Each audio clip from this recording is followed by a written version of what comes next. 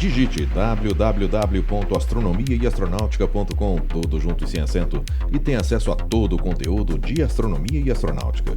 Não perca também nenhum dos 4 volumes da coleção Astronomia e Astronáutica, disponível com exclusividade na Amazon. E os videocasts de astronomia e astronáutica disponíveis no site e no YouTube. Siga-nos também no Instagram e tenha acesso a outras informações e notícias. Além das outras plataformas, o podcast está disponível agora no aplicativo Audible, em iOS e Android.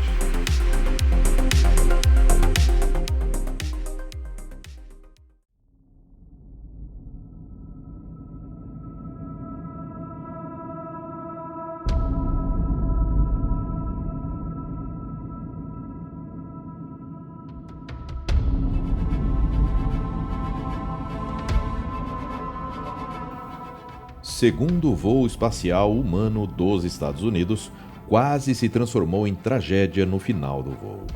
Ela foi a missão Mercury Redstone 4. Olá, eu sou Floresberto, apresentador do podcast Astronomia e Astronáutica, e vou levar você nessa viagem.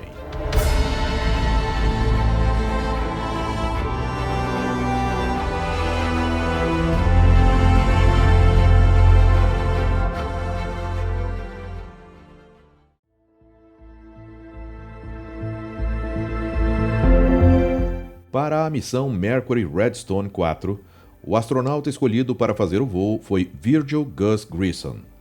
A cápsula utilizada nessa missão foi batizada por ele como Liberty Bell 7. Ela foi construída pela McDonnell em St. Louis, em maio de 1960. Ela foi a primeira a ser construída com uma janela central ao invés de 2 vigias. A cápsula apresentava uma faixa de tinta branca irregular, começando na base e estendendo-se até cerca de 2/3 em direção ao nariz, emulando a rachadura no Sino da Liberdade, localizado na Filadélfia, e que é um símbolo icônico da independência americana. Essa cápsula também teve instalado um novo sistema explosivo para a liberação da escotilha em caso de emergência, permitindo que o astronauta saísse rapidamente. Havia 2 maneiras de disparar a escotilha explosiva. No interior, havia um êmbolo com botões. O piloto poderia remover o pino e pressionar o êmbolo com uma força de 5 ou 6 libra-força. Isso detonaria a carga explosiva, que cortaria os 70 parafusos e impulsionaria a escotilha a 7,6 metros de distância em 1 segundo. Se o pino fosse deixado no lugar, uma força de 40 libras-força seria necessária para detonar os parafusos. Nas cápsulas anteriores, em caso de emergência, o piloto deveria ser removido pelo pessoal de emergência através do compartimento da antena, que era um procedimento difícil e lento. A remoção de um astronauta ferido ou inconsciente seria quase impossível. A decolagem se deu no dia 21 de julho de 1961, às 9 horas e 20 minutos no horário de Brasília.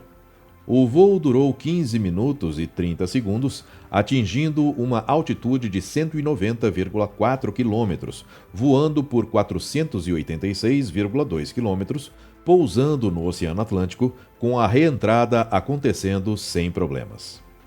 A experiência de voo de Grissom foi semelhante à de Shepard, pois houve um período de 5 minutos de ausência de peso e nenhum dos dois relatou quaisquer efeitos nocivos resultantes dessa condição. Ele também achou fácil controlar a atitude da espaçonave no modo manual de operação.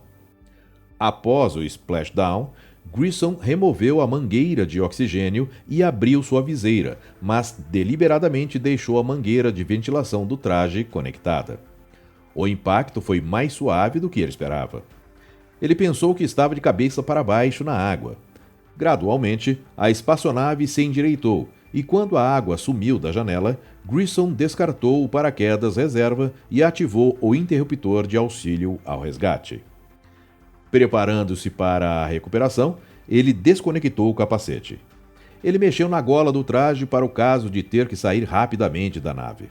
Quando os helicópteros de recuperação que haviam decolado no momento do lançamento e seguido visualmente os rastros e a descida do paraquedas ainda estavam a 3,2 km do ponto de impacto, o tenente James L. Lewis piloto do helicóptero de recuperação primário, entrou em contato via rádio com Grissom, perguntando se ele estava pronto para a recuperação. Ele respondeu que queria que eles esperassem 5 minutos enquanto registrava os dados do painel da cabine. Depois de registrar os dados do painel, Grissom pediu aos helicópteros que iniciassem a aproximação. Ele removeu o pino do detonador da tampa da escotilha e deitou-se em seu assento. Eu estava lá, cuidando da minha vida, disse ele depois, quando ouvi um baque surdo. A tampa da escotilha explodiu e a água salgada começou a entrar na cápsula conforme ela balançava no oceano. Com isso, ela começou a afundar. Grissom teve dificuldade em se lembrar de suas ações nesse momento, mas tinha certeza de que não havia tocado no êmbolo de ativação da escotilha. Ele desafivelou os cintos de segurança, tirou o capacete, agarrou o painel de instrumentos com a mão direita e subiu pela escotilha e se atirou na água. Lewis, o piloto do helicóptero, deixou Grissom de lado e foi tentar recuperar a nave, que estava afundando no oceano. Essa ação foi um reflexo condicionado devido aos treinamentos anteriores, pois eles haviam notado que os astronautas boiavam tranquilamente na água com seu traje. Os pilotos tentaram insistentemente retirar a cápsula da água, mas a quantidade de água que havia entrado a tinha deixado muito pesada e o helicóptero não teria condições de retirá-la da água. Grissom chegou a nadar para próximo da cápsula no intuito de auxiliar a equipe do helicóptero a recuperá-la. No entanto, a cápsula naquele instante já estava com um peso de 2.300 kg, 450 kg além da capacidade de elevação do helicóptero. Resolveram então liberar o cabo que prendia o helicóptero à cápsula, que afundou imediatamente, e começaram a se preparar para resgatar Grissom.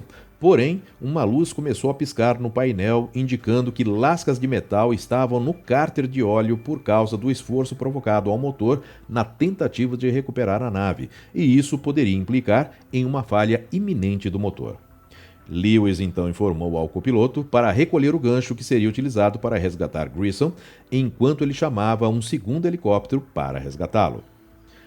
Na água, sem comunicação com o piloto, Grissom viu o helicóptero se afastar. De repente, ele percebeu que já não estava mais flutuando como antes, pois durante todo o tempo que estava na água, o ar do traje que o mantinha flutuando estava escapando pela gola. Quanto mais ar perdia, menos flutuabilidade ele tinha. Não bastasse isso, ele havia esquecido de proteger a válvula de entrada do traje. Em breve, 2 helicópteros chegaram para o resgate. Porém, o ar deslocado pelas aeronaves formava ondas ao redor de Grissom, o que dificultava mais ainda a sua flutuação. Balançando sobre as ondas, assustado, nervoso e com sério risco de afogamento, ele começou a procurar um nadador e um dos helicópteros para ajudá-lo na água. Então ele avistou um rosto familiar, o de George Cox, a bordo do segundo helicóptero. Cox foi o copiloto que recuperou o chimpanzé Ham e Shepard no primeiro voo da Mercury.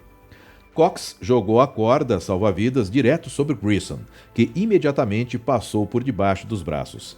Apesar disso, as ondas ainda o afundaram 2 vezes na água antes de embarcar no helicóptero.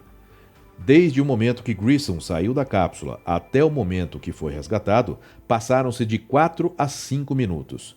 Mas, como disse Grissom, pareceram uma eternidade para mim. Posteriormente, houve uma controvérsia substancial, pois Grissom relatou que a escotilha havia explodido prematuramente sem que ele tivesse atuado. Uma revisão técnica independente do incidente entre agosto e outubro de 1961 levantou dúvidas sobre a teoria de Grissom, declarando que ele havia explodido a escotilha e seria o responsável pela perda da espaçonave. No entanto, ao que tudo indica, o escritório de astronautas não aceitou a culpa de Grissom, pois ele foi mantido na rotação principal dos astronautas para os voos futuros, comandando o primeiro voo da Gemini. Ele comandaria também a missão Apollo 1, porém, durante uma simulação de lançamento em 1967, a combinação de um incêndio na cabine e uma escotilha que abria apenas para dentro contribuíram para a morte de Grissom, bem como dos astronautas Ed White e Roger B. Chaffee, que foram carbonizados devido ao incêndio e à impossibilidade de saírem da cabine devido ao projeto de construção da escotilha. Após o incêndio da Apollo, as próximas espaçonaves do modelo foram equipadas com sistemas de abertura rápida. 3 voos da Mercury depois, Wally Schirra explodiu manualmente a escotilha de sua cápsula quando ela já estava no convés do navio, em uma tentativa deliberada de dissipar o boato de que Grissom havia explodido a escotilha da cápsula deliberadamente. Como previsto, o recuo do gatilho manual deixou Schirra com uma lesão visível na mão direita. Grissom não se feriu quando saiu da nave. Em 2021, após análise do vídeo de recuperação, sugeriu-se que a eletricidade estática pode ter provocado a detonação prematura dos parafusos da escotilha, devido ao deslocamento de ar das pás do helicóptero que estavam sobre a nave. Somente em 20 de julho de 1999, nas comemorações do 30º aniversário do pouso do homem na Lua, a Liberty Bell foi resgatada do fundo do oceano a uma profundidade de 4.900 metros. Ela está exposta na Chromosphere, um centro internacional de educação científica localizado em Hutchinson, no Kansas. A partir de agora, apoiadores de astronomia e astronáutica terão acesso a conteúdo exclusivo. Já está disponível o 2º episódio e que trata de noções básicas sobre estrelas. Apoie a astronomia e astronáutica e tenha acesso a esse post no mural da campanha no site ou no aplicativo apoia.se. Eu sou Florisberto, produzi e apresentei esse podcast Astronomia e Astronáutica. Até a próxima viagem.